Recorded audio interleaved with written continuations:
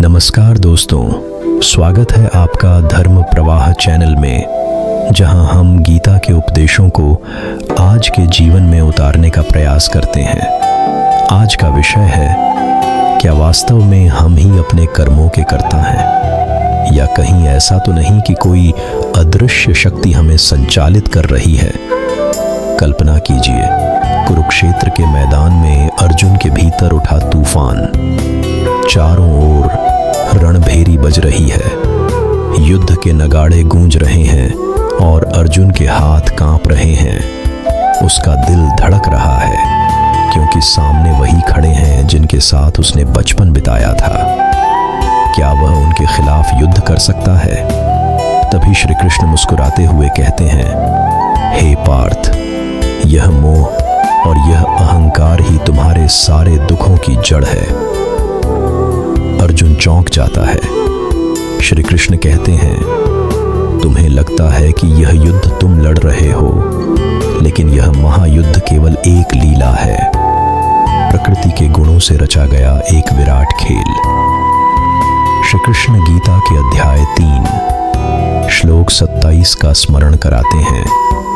प्रकृतिः क्रियमाणानि गुणैः कर्माणि सर्वशः अहंकार विमूढ़ात्मा कर्ताहमिति मन्यते।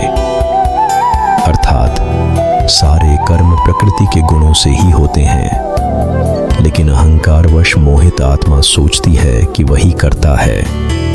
दोस्तों, सोचिए, कितनी बार हम अपने जीवन में सोच बैठते हैं, ये मैंने किया, ये मेरी वजह से हुआ।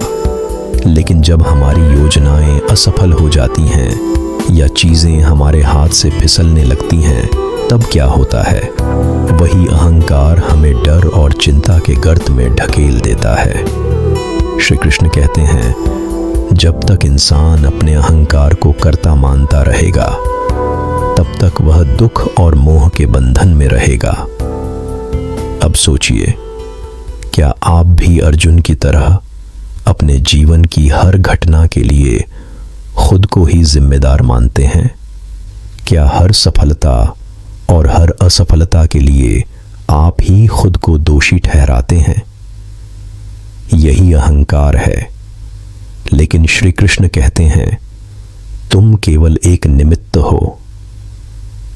जब इंसान यह जान जाता है कि सब कुछ ईश्वर और प्रकृति के नियमों के अनुसार घट रहा है, तब वह निश्चिंत होकर कर्म कर सकता है, बिना किसी डर या घमंड के।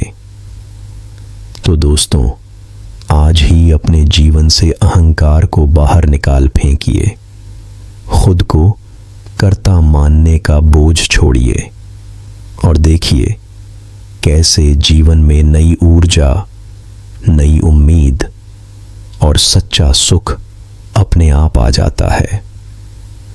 श्री कृष्ण के इस दिव्य संदेश को अपने जीवन में उतारिए और हर दिन को एक नई शुरुआत बनाइए। अगर यह वीडियो आपको पसंद आया हो तो लाइक और